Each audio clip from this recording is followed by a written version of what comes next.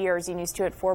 Board-certified plastic surgeon Dr. Anthony Stevens is giving some insight into options women have for reconstructive work. So what do we need to know?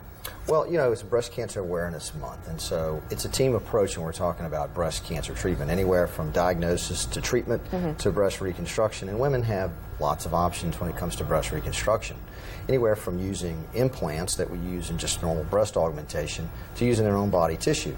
And really, you have to discuss that with your breast surgeon and your plastic surgeon as to what you're a better candidate for.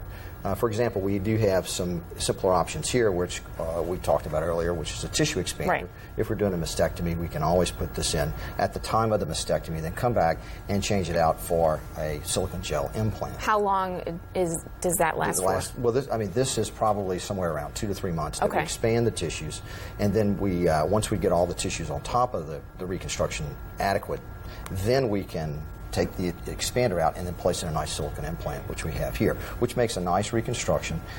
It's probably a little simpler than using your own body tissue, for example.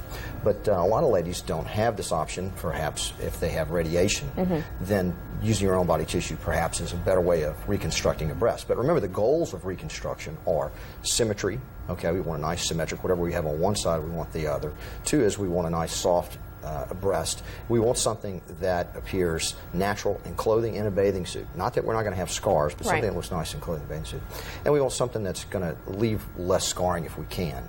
And we want long-lasting results from any type of breast reconstruction that we do. Okay, I think we have some images if we can pop those up. Yeah, what we're talking about here, this is a method of treating breast cancer. This would be a small lump, and we can either remove the lump, leaving the remaining breast tissue, and then doing irradiation around the breast, which is a lumpectomy and irradiation, or we can remove the breast totally, which would be mastectomy. This is a form of what we just talked about here, tissue expansion with the latissimus muscle that can be brought on top of the implant. That's a form of autologous tissue and implant. And here we see in the operating room that we've shown, I've done a case using a tissue expander and another material that we actually place over the expander to give this kind of a padding, if you will, so that you don't feel the implant as much, and then we switch it out for a nice soft implant. And what's the recovery time like?